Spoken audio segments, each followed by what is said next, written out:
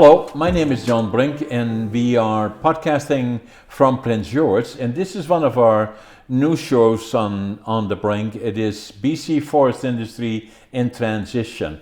And with all the things going on in the forest industry in British Columbia, I thought we'd do this one on a weekly basis. Our first guest is Bob Schuetz. He is the CEO of Industrial Forest Service. A person that has been in this industry for a long time, has been involved in many of the other issues around the forest industry, and I'll introduce you to him. Rob Schuetz. Hi, John. Nice to be here visiting with you again, this place. Thank you. Great to be here. Yeah. So, yeah, thanks. And I guess part of the reason I wanted to come, and when you sent out the invitation, was my background and our company's background. We do a lot of forestry work in the BC interior. How long have you been in business here? Well, our company is 1952, Yeah. but I came in 88, so about 34 years. It's a long-established company, Yeah, right? yeah. We grew up as with the BC interior. The first pulp mills we had a hand in doing Yeah. a lot of the forestry planning. Yeah. And it kind of evolved from there. At various times we were up to about 160 people. Right now maybe 105 Which people. still makes you one of the larger forest service consulting Companies. firms in the province. Yeah, but it's evolved quite a bit. Yeah. At various times it was a lot of more field work. Then it evolved to photogrammetry. A lot of GIS people Yeah. for a while. The nursery's still a big motivator for the company. We've grown about 20 million seedlings per year. 20 million seedlings. So that keeps quite a few people busy over the Yeah. over the year. And the reason that we're growing so many seedlings, for every one tree we cut, we plant 3, right? Yeah, actually, it's even increasing. Yeah. Over the last few years, we've seen the harvest levels decrease. The amount of area has decreased significantly. Yeah. But the amount of seedlings we've been planting provincially is almost 40% more over the last bunch of years. So That's the future of the industry, right? well, Really. yeah, it sustains the industry and will sustain it in the future. So a lot of people asking the question now, is this sustainable, the industry, or will it all disappear? I said, no, it's sustainable. The annual allowable cut is lower, and we'll talk about it in a minute for a number of reasons. The reason that I have you, like you so much as somebody that knows the industry, because you've been involved not only on a regional or provincial basis, but also you've been a critical element of writing reports and assisting government in determining issues around old growth and a number of other areas in terms of sustainability of the forest industry. I know you've done a number of reports with other experts like Jim Chauvin. I see your name all over the industry in terms of having knowledge in a whole lot of areas. Yeah, well, and that was part of the reason we're kind of talking today, and my interest was, about a year ago, the government, a little over a year ago, the government came out with their intentions paper for the BC forest industry looking forward. And in that paper, they identified about 3 or 4 critical new initiatives that they were going to focus on. Modernizing it. Yeah, okay. One of them was old growth and old growth preservation, First Nations, and the reallocation of harvesting rights to First Nations, and then value and added. sharing of revenue too, right? Sharing of revenue, Yeah. correct. And so when that came out, we and I worked collaboratively with the Pulp and Paper and Coalition. Jim Gervan was heavily involved. We had some contracts with the Council of Forest Industries on quantifying what the impact of old growth preservation would be on the forest industry. And Right. I think that I don't think that ever went public, but it was fairly significant as far as conserving about 3.5 million hectares, of which around 1.3 million. I'm going back a little bit. In Quite time. controversial in a way, right? Or Yeah, and it's still evolving. But the impact of old growth preservation on BC, if everything was preserved the way the government would like, And as First Nations then would approve, it would be roughly about a 6 or 7% reduction in the allowable cut. Quite significant. Yeah. The thing, I just want to quickly talk about that a little bit. I don't know all that much about it other than what you said, the old growth recommendation and was implemented. Is still a work in progress a bit. Yeah. But I'm personally, I love the forest industry. I love all the things, not all the things that we do, but the potential of what we are doing. But I believe in the old growth, and that I'm always looking at is old growth, these ancient trees that have grown there for 1,000 years or so, or number of, and to cut those over and knock them down. I'm not a big fan of that. Well, neither am I, but in certain situations. But a lot of times, when you look at the maps that were produced, some of these old growth stands were still, old decadent balsam fir that was falling down, and Right. and old growth in pine stands. Pine is naturally. They grow as a result of wildfire, so it's kind of rare to have 200-year-old pine stands. Yeah. And if they do grow to that age, they're going to eventually burn. And so, the philosophy in the past has been, well, instead of allowing it to burn, we'll log it. And we've built an industry and an economy around that for the last 100 years. Forestry has been the mainstay for the province. Now, talking about burning, in a way, I sometimes, and again, thinking on my, I'm not the expert in that field, but thinking that we've become so efficient that anytime there is a natural fire, through lightning, nature was able to kind of take care of that. But these days, as soon as we got a fire, we got planes on top of it and putting it out. And that might have been one of the reasons, probably one of the reasons for the mountain pine beetle epidemic. Right. We stopped logging in Tweedsmuir Park. The mountain pine beetle kind of exploded, and we had probably more old timber as a result of fire preservation or prevention than we had in the past because of fire protection. And so there was a large inventory of older trees that the beetle attacked. But looking forward, though, that's where my interest is really.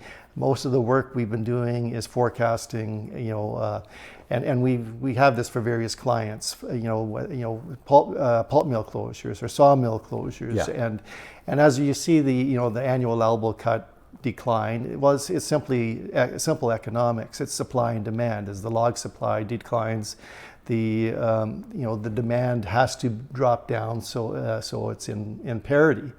And so you'll have additional sawmill closures. But your business is also value added, and you rely on sawmills. Can I ask you one thing though before we start on value added?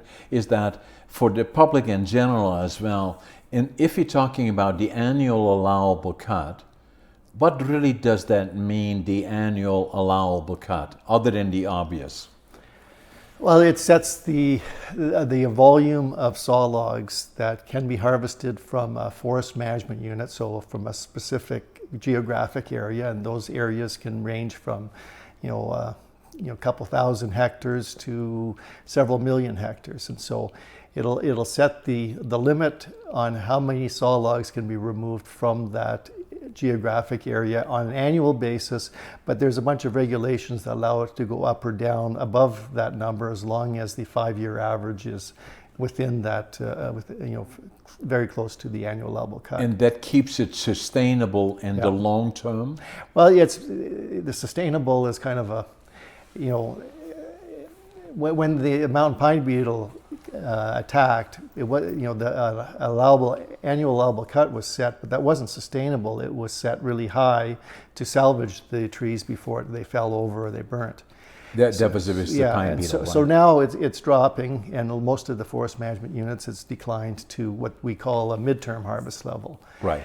Which it should stay fairly sustainable for the next 50 years. Yeah. And then you'll see significant increases because in the interior, because you'll be harvesting the second growth stands, right, which are typically higher density, better stock, faster growing stands, and they've been planted, fairly evenly spaced. They're not plantations the way, that you see in Central America where every tree is evenly spaced. You still have deciduous and probably more deciduous coming up now because of the constraints on herbicide spraying. So if people talk about the midterm the annual allowable cut, which maybe was at 60 million cubic meters annually, has now dropped to 45 in that area, million cubic meters. Is that called the midterm? That's the midterm. And the midterm could well be 40, 30, 40, 50 years? Yeah. And then gradually, maybe already in 30 years,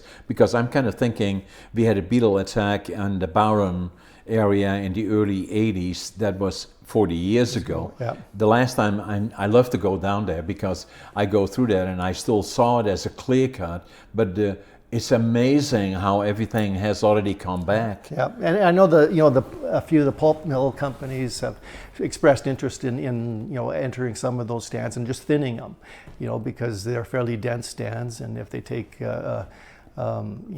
every second tree or something like that, a lot of those trees are going to thin off naturally. So if they could, harvest those ones and leave the others, the other ones will become nicer saw logs, and the pulp mills will have additional chip supply to sustain them. Is the point then, Rob? Sorry, is the point then, Rob, that that the better we manage the new growth coming in over that cycle, the likelihood is that we'll grow or produce more volume per hectare than it would have left if we just kind of left it this way? Well, intensive management. Yeah, it's not so much intensity. Even just our basic management will result in significantly better thinning and not even thinning, just the planting of the trees that are grown, like the nurseries.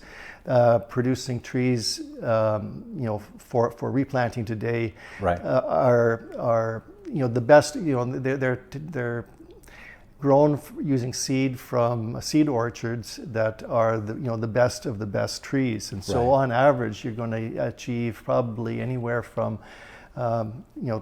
20 to 50% more volume than if it was just a natural stand that was left to regenerate naturally. It depends a little bit on if it's pine versus spruce versus fir, but the expectation is a significantly more volume in what we call managed stands than in unmanaged stands. Right. So what I'm hearing you say then is that right now we're pretty much to a sustainable level once we sort out the old growth deferrals and some of the other things, and then we will kind of coast along, and then gradually as we reach 30, 40, 50 years, we should be back up to levels that we were before. Well, you said again sustainable, and in the midterm, we always thought that around 2024, 2025, we'd be at the sustainable level. Right. As a result of the intentions paper and this evolution with respect to old growth deferrals, which will take probably 10 years to ratchet through the system, and First Nations reallocation, and what will First Nations do when they have their new forest area-based tenures? Will they be more conservative or more liberal with respect to forest management? That remains to be seen. So the definition of midterm is a little bit subjective now. There's even caribou habitat. What are we going to do with respect to that? And most of these things are downward pressures. Yeah. Carbon capture. A few other things like that are putting pressure on what we believed was the midterm, and so as a result, are those political or are those a lot of federal? those are a combination political. There's also on a political basis the First Nations, the old growth, the pressures from the various environmental groups. Those are all political pressures, right. But at the same time you have other issues. You got the mountain pine, you got the spruce beetle epidemic that we're kind of dealing with now. We had it in the early 80s, then in the Mackenzie TSA and coming through the east. How severe is that? Is it?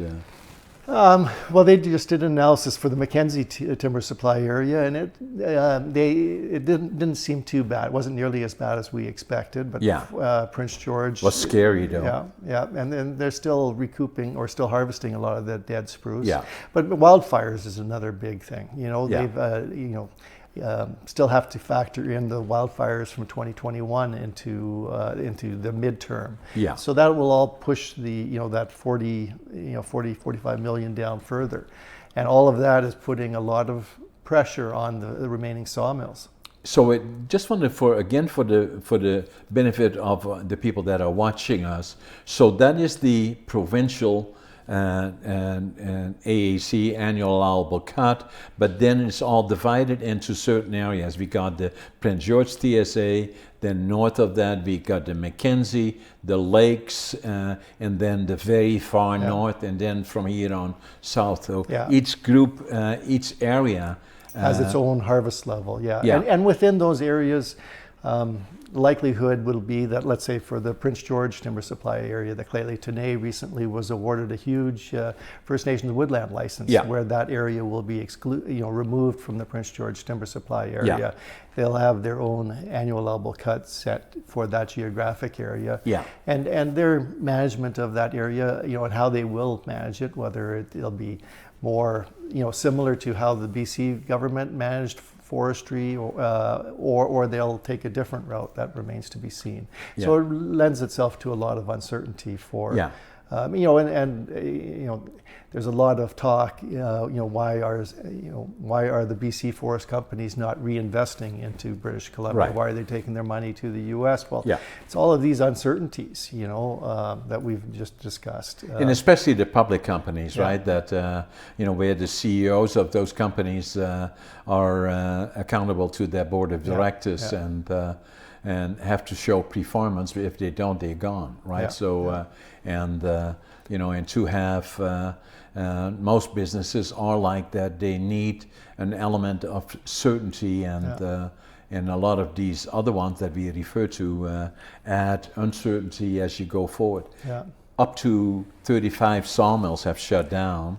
And a few more recently have 4 or 5 maybe to go. Well, and maybe now you won't see as many sawmill closures, but the removal of the third shift, which is like removing 33%. Curtailments, right? Well, not curtailments, but just most of the sawmills operated 3 shifts. So you go down to 2 shifts. That's still a third of the workforce gone for those mills. And as a result of that, you're just seeing fewer pulp chips. And so the curtailments with the pulp mills. The Intercon and Prince George, Caribou Pulp and Quesnel. Powell River closed about a year ago. Crofton is probably a function of chip supply as well. So all of those are putting pressure on investment. And meanwhile, in the U.S. Southeast, there's more wood than you can shake a stick at, and so that's why the investment's been down there. And still is right now, right? Although the species are totally different than we are. SPF is some of the best species to build houses with. Either in the States or here. Southern yellow pine, I usually say, it tends to be very hard, very smaller than it is here, more twist, more crook. I would say you have to drill it before you nail it. So, but I don't know. But in that framework, and you jump back again to June 2021, government realizing that all of these closures are coming, they've identified that the one solution is to grow the value-added industry. And so you're kind of one of the, probably the longest-standing value-added manufacturer in the BC interior, anyway. Pretty much in BC. So I'm kind of curious your thinking, because I haven't heard too much with respect to what government is doing regarding value-added. In my mind anyway, value added is the only way that the government can sustain, look proactive in sustaining jobs in the BC interior and on the coast, but especially for us in the interior. And knowing that there might be more bad news coming, and we've been hearing it, even in the last weeks and months. Sawmill closures means less fiber supply for yourself as well. Yeah. So, do you see an opportunity there, or do you see a little bit of fear, or Greg? All of that in a way, Rob. As you know, I started my company, Brink Forest Products, 1975, 47 years ago. And obviously I was born in Holland, working in the lumber industry, trained as a furniture maker. And I always had this passion for, still have today, for lumber and all the things you can do with it. And when I came to BC in 1965, I wanted to build a sawmill. That's what I wanted to do, and then do value added in all those things that I was taught. And, so kind of being part of that whole history, and already in 1965 the industry was in transition then. It moved from River Road here, then called Plainer Road, where the planer mills were, and there were 600 mills out in the bush. And then the consolidation came in, and government legislation said you cannot cut trees unless you make chips, and they made concessions to chip companies or to pulp mills that came in. Prince George Pulp, Northwood. They gave them security. They all had pulpwood agreements. Three farm licenses. And those pulpwood agreements really were the agreements that backstopped the investors. Yeah. They gave them. If you didn't need it, great. Yeah. But how many towns has 3 pulp mills like we have here? Really 4, because I look at Northwood and they doubled the size in the early 80s. Yeah. So not many. Yeah. And then the other thing that they then did is that created change is that they said that people that wanted to harvest crown timber were obligated to get close utilization. That meant they had to have debarkers and chippers, and then the price of chips was only marginal to what it really should have been at the time, but it was all part of the negotiations to attract the capital. And a lot of those companies said, well, they can't afford it because the debarkers and the chippers would cost them more than the mill, and they can't do it in the bush. So it then became a transition in the mid-60s to that continued into late in the 70s. And all of a sudden, where you used to have 600 sawmills, you went down to about 20 or 30, and then for today we have less than 4 or 5 in the area. And so that was the transition. Then from River Road, Plainer Road, they moved to the BCR side, and we got those mills that became the larger mills that they had made chips and they made lumber, and they were more and more owned by fewer companies, to where then gradually between Canfor, West Fraser, Talco in the north became the dominant players.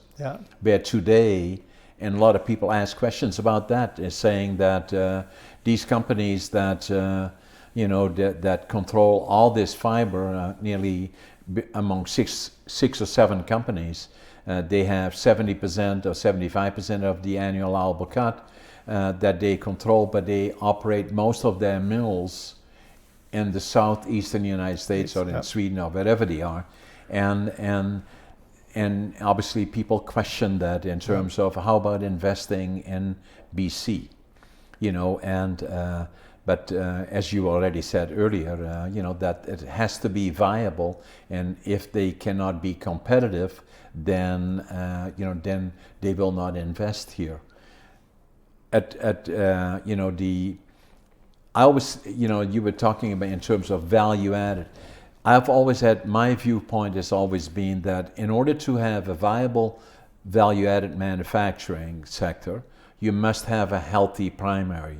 The two are connected. That's why I've always said that. I always believe that.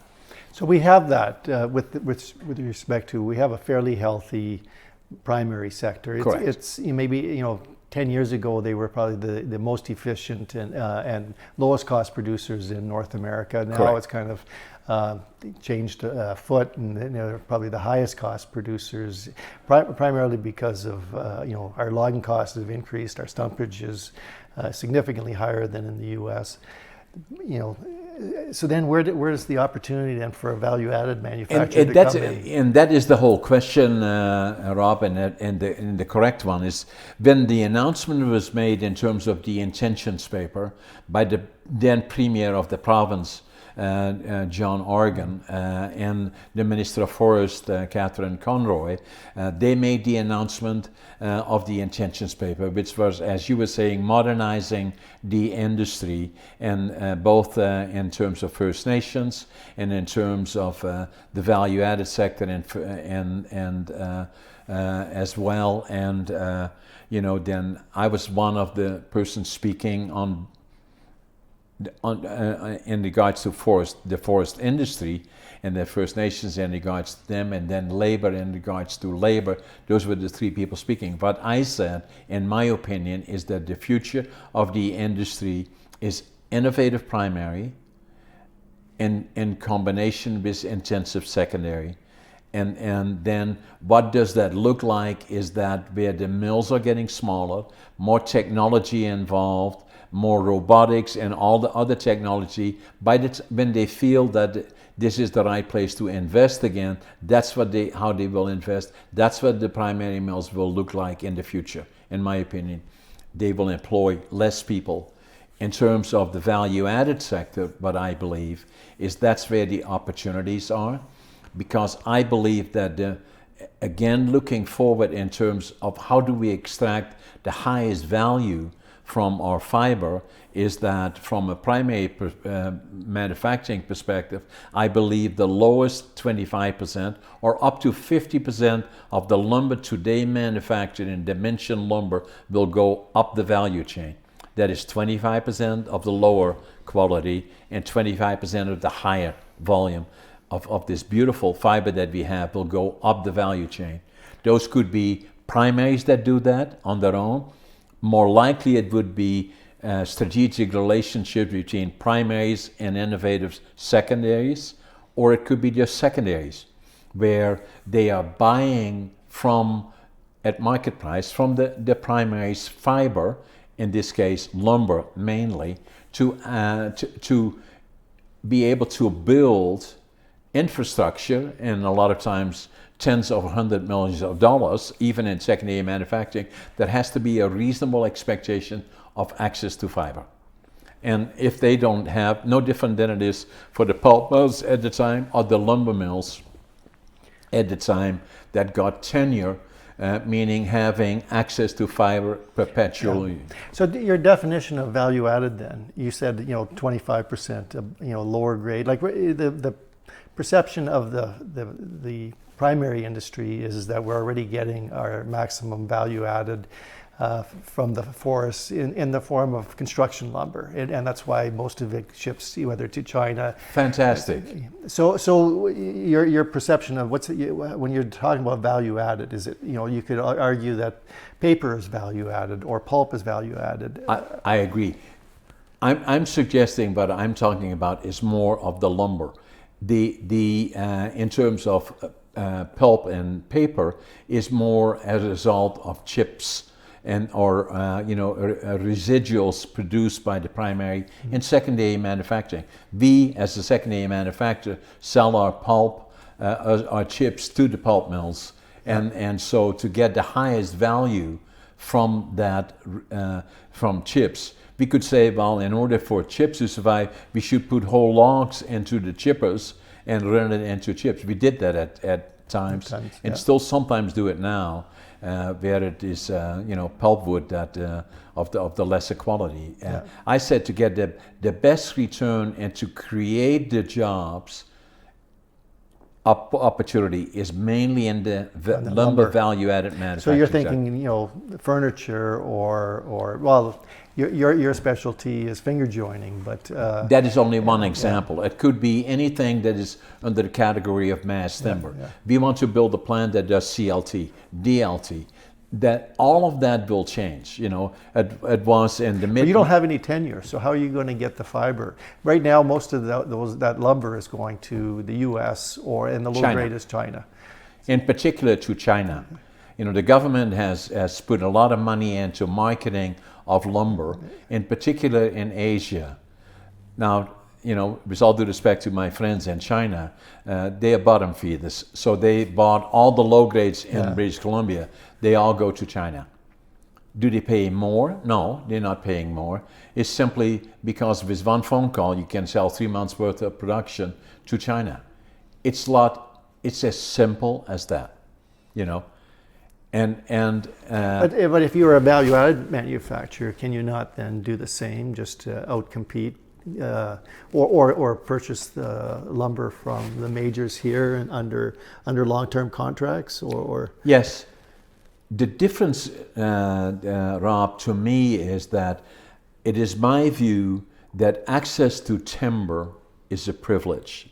It belongs to you and me, the people, and with it goes a social contract that you have obligations, call it appetency, that which basically in my mind is the social contract. It is to the benefit of the companies that have the privilege of having renewable licenses forever and ever, called tenure, and that the more value they can add regionally and locally to that fiber would be in their benefit, especially if they sitting in communities like Mackenzie, Fort St. James, and all the communities that we know, to take that timber and haul it out of there, not even have secondary manufacturing, is because that even secondary manufacturing, if they want to invest, they must have reasonable access to expectation of access to fiber. So there's a few of the majors that are doing that, like Sinclair, they've got their Winton Homes, Gorman, they've got some value added. Klesnikov's probably. Yeah, other ones do too, and I like the guys from Winton Homes. I knew Bob and Ivan. I've known them from the beginning, and but newcomers. We build houses too. That's not necessarily value added. But newcomers though into the field, which is I think the government's perspective is, you get these smaller communities where you might have.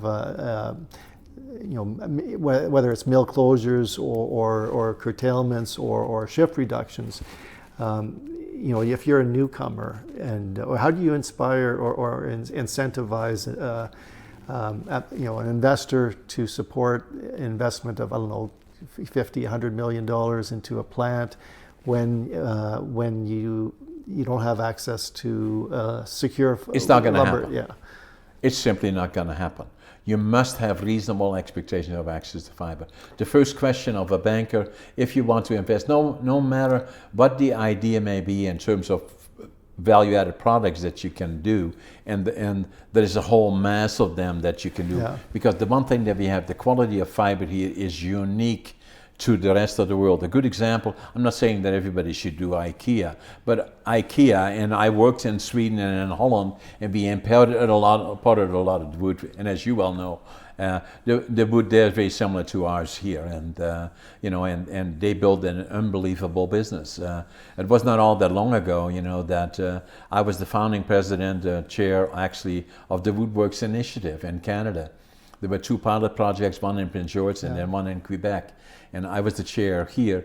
And the amazing thing was that, we brought all these people from around the world over here to buy our lumber. And what's the first thing they said when they came to the airport? If you think your wood is so good, you're not even using any wood. Yeah. And it was only then that we started to use wood, because it looked good. It was what we manufactured, not even thinking in terms of the that it is good for the footprint, it was as simple as that. My daughter studied architecture at UBC, and and then I was quite involved with foreign tax. Well, the problem was the engineers never learned about connections. Yeah. It was just not part of as simple as that. And since that time, more and more woodworks now is very popular throughout Canada, United States, spread all over. And now the question becomes, if for government we build something, the first question is, why not use wood? And so I think that is good. And that's kind of what will happen. The culture of favors the wood, user of wood. and it applies to all the things that we do. And in mass timber, cross-laminated timber, we want to build a 17-story building here on Victoria Street. We want to use CLT to do that. We're going to do that. 17 stories. Yeah. And we want to make it here, and we can make it here. But I cannot make it if the position of, and I'm not pointing fingers at anybody, but I've been in virtually all the meetings that Kofi, I'm the vice chair of Kofi, amazingly. So what's Kofi's position in the? Well, yeah, that's a good question that you asked me. That's a tough one, probably, that. because they've got their fingers into the lumber, the value added, pulp and paper. How can I'm they make one a of the decision? few value added companies that's sitting on the board. I'm the longest serving director on the board, and at the same time, I'm the vice chair. So. But I've said to them that when they started negotiating on the direction of government, that we have to try, what can we do to have primaries and secondaries work closer together? And that was the mandate, and there have been numerous of meetings. But so far, I say right away when I'm in those meetings where the secondaries are involved and the primaries are involved, or even when I'm at Kofi, is I'm talking about the value-added sector. I will not be the Kofi guy that kowtows along with with all due respect, with the primaries. I'm not. I believe that that's where the future is. I deeply believe in it. I worked my whole life and fought the battles to make that come true, and that's what I do. So what should be their position, and what is their position? So far it is the position, and again, hopefully that will change at some point, but the majors are really not partaking in it all that much, or not at all, for all intents and purposes, and there's some of the ones that are doing, and not naming any particular names, basically have taken a position, nobody gets timber that is my timber. I say stop. It's not your timber, it's our timber. But it's their lumber, and so I guess their and possession. then the second one is nobody's going to tell me where I'm going to sell my lumber, no matter how much money you want to pay me. And if that is the position, then I said, okay, well that's the position then. Then the question becomes, do we want to have value-added manufacturing, which clearly adding much more value would be a benefit to the primary sector, in fact, substantial benefit, then that has to be, you cannot say that you want perpetually use of the timber at competitive prices and then at the same time deny the same to a secondary manufacturing that is investing also tens, if not hundreds of millions of dollars. But in the late or mid 90s, we had the Small Business Forest Enterprise Program, and I was involved in that. And we had a section of that program where about 20% of the AEC went to value-added manufacturers. Correct. That all disappeared effectively in around 2002. Yeah, with the Campbell government that then eliminated that and made it, and I don't want to go into. I know that there was a lot of problems. The one was, we were heavily involved designated to the value-added sector, and the other were the primaries could not bid on it, but other ones that loggers and others that were indirectly associated with them could. And for a while, though, there were a lot of jobs, a lot of factories and positions. Absolutely. But I think the problem with it was that they were leveraging the value from the sale of the logs to support their business plans. There were flaws in the program, Rob. Basically, the concept was good, and it was me that was driving it to a lot of extent. I was the founding president of the BC Council Value-Added Wood Processors, 8 associations to the province, 800 members. Yeah. Of those, 2/3 are gone. And the reason that they are gone is part of the 2003 changes to legislation was, it was removing, the small business program. Yeah, BC Timber Sales replaced it. Yeah, BC Timber Sales. And then the other one indirectly was affected by it is government spent a whole lot of money on finding new markets for lumber, which was heavily vested in China, but the Chinese are not buying dimension lumber. They're not building houses like we are, so they were buying pretty much all the low-grade lumber on which the secondaries had to nothing to do with price. Price was not the issue, but simply it was all sold to them.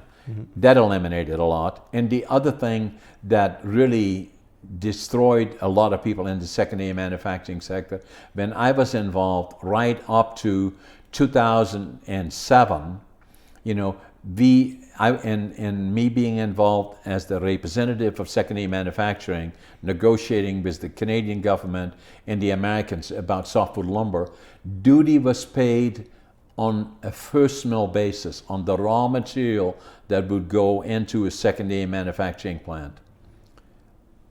That worked for maintaining secondary although the issue was with the Americans that timber is being subsidized, if it is or it isn't. That was their argument, still is today. But the result of it was that the government and then the people that negotiated the deal, BC Lumber Trade Council, forgot about secondary manufacturing. And all of a sudden what happened then, the secondaries got hit by 20% duty, and it destroyed a lot more. Hence, what has happened is that 2/3 of the secondary manufacturers are gone. So looking forward then for government,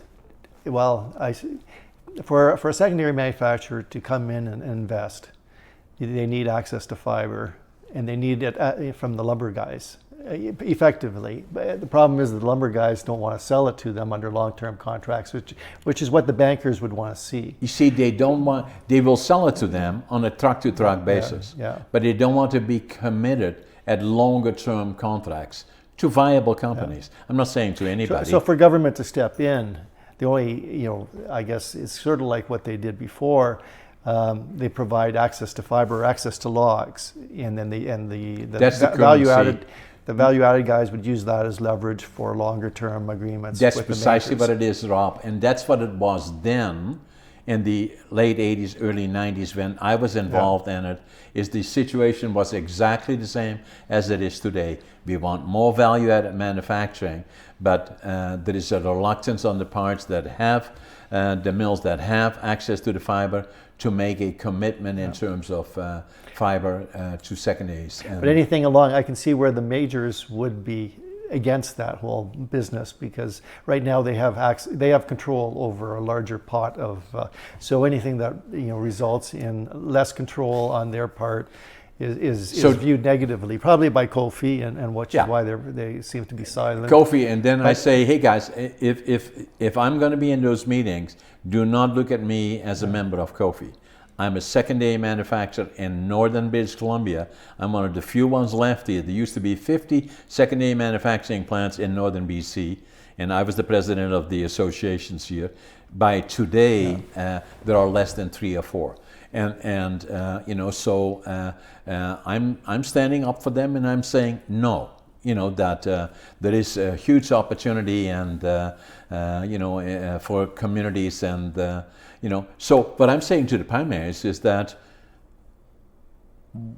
why would you not support this? Because I don't know any secondary manufacturers that would build a sawmill.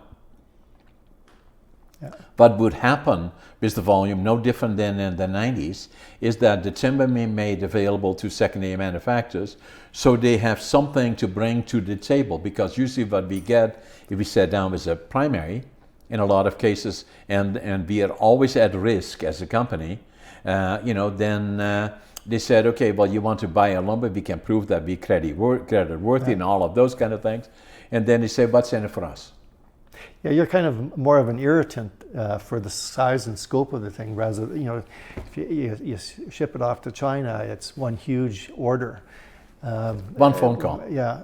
Whereas maybe not yourself because you're longer and larger and established, but you get a small value-add manufacturer. They're maybe specific with respect to, well, we don't want SPF, we just want the pine, or we just want the spruce, or we want a certain grade, and so they become more of an irritant for the majors. I try not to do that. In my relationships, and I have a relationship with all of them, the bigger ones, my relationships with them are seamless. I adapt myself to what they have. But I'm thinking the other guys. Let's say Yeah. you get some guy who wants to build coffins, and That's all good. But we have, we have other small growers of forest or tree farm licenses that are that where they can deal with them. But you have to adapt yourself to, if you go to Canfor and say, hey, Don Kane, I want to, that doesn't quite fit then. But there is other ways of still accessing it. If we have, so what I'm saying in our situation would be a little bit different, because we would say to them, now we have a volume to make available to us. Like in our case, we have an operation in Prince George, we have one in Vanderhoof, one in Houston. We employ, and on the normal conditions, close to 400 people, and we want to double in size. We want to start a matte cross-laminated timber plant. We do want to do more value-added manufacturing in different areas, and that's what we want to do.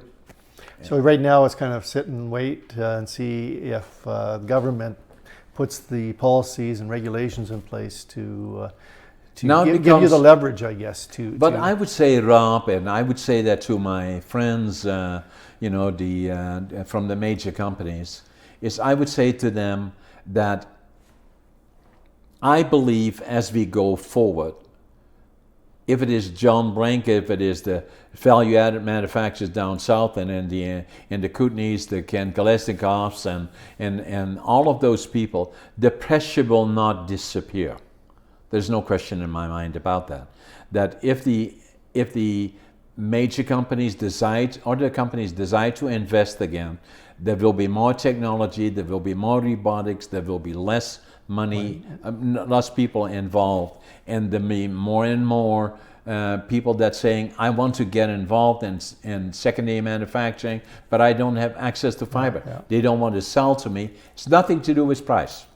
In fact, to the contrary, the prices are printed on a weekly basis and random length. We would buy from our fellow producers at any time at those levels.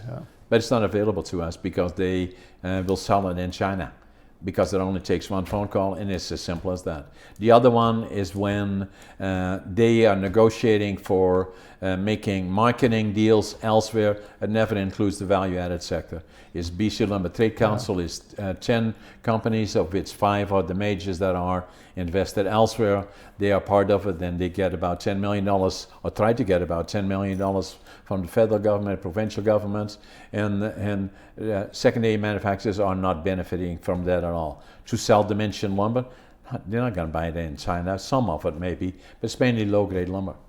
And now in the same with softwood lumber negotiations, where at one point secondaries, like myself in particular, was part of the negotiations right up to 2007. Not now. Government totally forgot about including it. It's as simple as that. That during the negotiations, and I talked to the people that were on the table negotiating federal government, I said, how come that secondary manufacturers were not involved and their ideas were not put forward? I said, what was the agenda that you presented to the federal government? They probably forgot about you. They said it was the Kofi position, and I said, and what was the Kofi suggestion on the part of secondaries? He said they didn't have one. As simple as that. Cost hundreds and thousands of jobs. That's what makes me angry about it, and that's why I get upset about it. And and that's why I think that to my friends, in the Council of Forest Industry and of the industry people, that if we go forward, it was this unbelievable treasure that we have here in the province of British Columbia and in Canada, and something that will come back, I believe, and all the things that you told us in terms of what we're doing on the forest ground base, that will come back, and maybe not quite in our lifetimes, but 30, 40 years from now, it will be back to those same levels. There's no question. Or even higher, Or even higher. That's what happened in Sweden. Yeah. They went through the same thing and came back much higher, much bigger, and they changed the whole industry. The same will happen in BC. I was hoping it would happen now, where we as the primary sector would say, let's take a different direction here, and let's recognize that secondary manufacturing, the independent secondary manufacturing is beneficial to us. It employs more people in terms of providing lower grade lumber that we now dump into China. We could sell that to them at market rates. Then that would be a good thing for us. But I guess coming back to that intentions paper, it's still on the agenda for government. They've identified that. We have a new premier in a few months, hopefully. Now, already, I think he already is affected. So, it remains to be seen then whether or not he follows through on the, previous intentions, but it's still been a little over a year since they brought out that, those initial comments or their philosophy. So will they actually move forward with that? As agenda? you know, and as I know, that you spend your life in the industry and working in all the areas that you already said, working closely with experts in the field around the world, really, and in Canada and in BC, being relied on for the opinions that you have, together with some of the other people that are peers of you, that prepare the documents for government, that this will not go away. And I wish that the industry would acknowledge that, and government had the courage, because otherwise it will become a road not taken.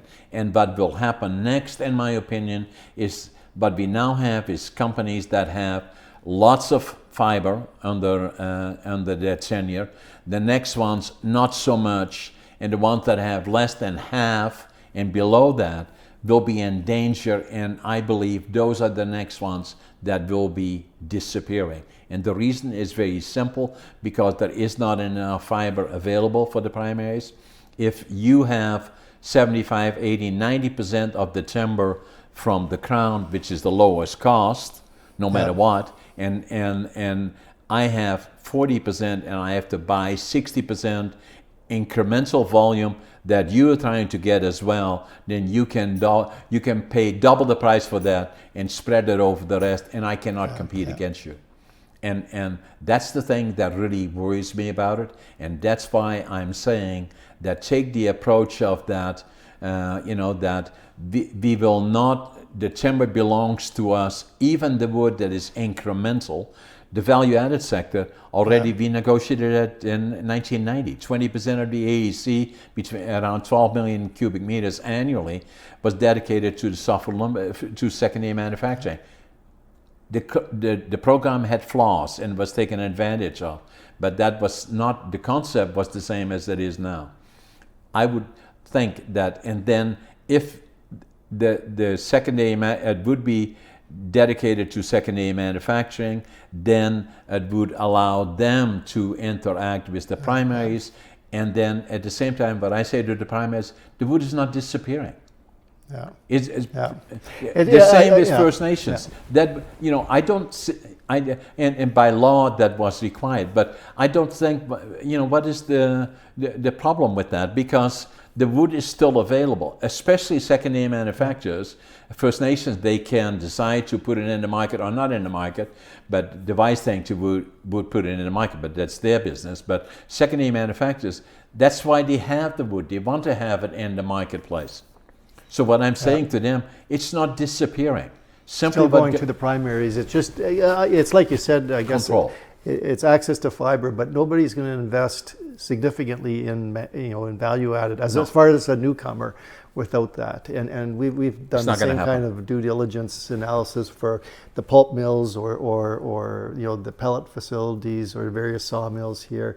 Ultimately, the bankers are always interested in what's your fiber supply and what's the fiber security and what are the threats. Yeah. And consequently, that's probably why the threats are fairly significant, and the majors have access capital, so they're putting it where it's safer, which is the U.S. Southeast. And I understand that. But if for the small guys, they see an opportunity here, they're not going to invest unless the situation exists where they can come to to my even consultants like myself and say, well, this is our business plan. Here's the access to fibre that we have that supports the business plan, and then we put together a report that backstops their investment thesis for the bankers. Unless that the regulations are modified, that won't happen. So it really remains to be seen here in the next year or two, if not sooner. But I say Kofi, although I'm the vice chair and the longest serving director, Kofi is looked at as a leader. It can be a leader in saying, okay, let's step up to the plate because this is not going away. John Brink may go away and other people that speak up may be going away, but it is not going away. And I believe, but I like to see the industry is unique in British Columbia. And although we have challenges today because of the annual allowable cut and mills have disappeared and extremely unfortunate, but in the meantime, we can do things together. What I like to see is primaries and secondaries working together and then saying to government, what can we do together to be more effective and efficient? For them to find, to dump all the low grades into China, not a good idea.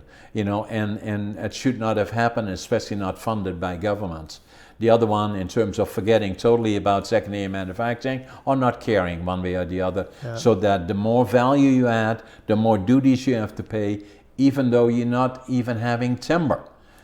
Was not necessary, and it shows that, in my opinion, is that we have to say, we have to change. And if it doesn't happen, or if the government does not have the guts to, I hope they do, and I believe they do, then it will be just a question of delaying it and hoping that another government come out and they will then make changes that will even further create consolidation and ignore the needs of others that would like to have access. I believe strategically is a mistake.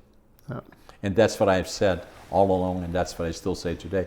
On Monday I may get fired as the vice chair of Kofi. No, I'm just being funny, but but I believe honestly from the bottom of my heart that's where the future is, and northern British Columbia in particular. That we used to have between 40 and 50 secondary manufacturing plants. Today we have 3 or 4, and I'm not sure if they're going to be here in the next few years. And and considering the value-added opportunities and then the access to fiber, relatively speaking, to the rest of the province, be probably better off, correct me if I'm wrong, in terms of reductions of the TSA, particularly Mackenzie and further north, and the Prince George and the lakes may be marginal, but but be better off than most areas in the province. Is that so? We've got some headwinds in front of us with respect to short-term changes. The lakes will be fairly significant because they're just half of their diet of logs is deadwood, and Prince George. Actually, it was just a few days ago. I think the allowable cut dropped again for Prince George. Mackenzie's will drop again, probably by 1 million cubic meters, but. Most of the mills have kind of juggled already. There might be some pressures in the near term, though. Yeah, but the largest TSAs are Mackenzie and Prince George, That's right. Yeah. But I still believe, strongly, Rob, that I still believe in the future of. I love Canada. I love BC. I love the forest industry, and I still think that in the medium to long term. The volumes will come back, exceed probably where we are, and that the industry will change, and that we will have a vibrant industry that does manufacturing, but also has a very, very strong independent value-added sector in combination with the primary sector, and that's kind of what I believe will happen. Yeah.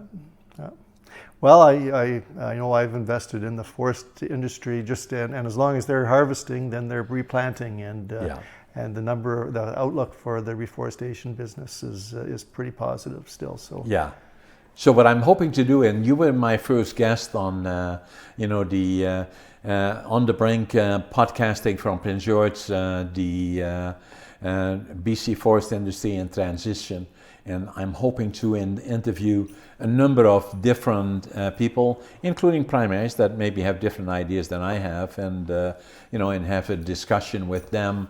And I hope then through that, and that's why I'm so pleased to have you as one of the foremost experts in the field as my first guest. That the public in general will understand it, because at the end of the day, it's their timber, it's their future, and I think it's very important. Well, thank you very much for having Rob, me. appreciate it as always. Thanks, John. Thank you.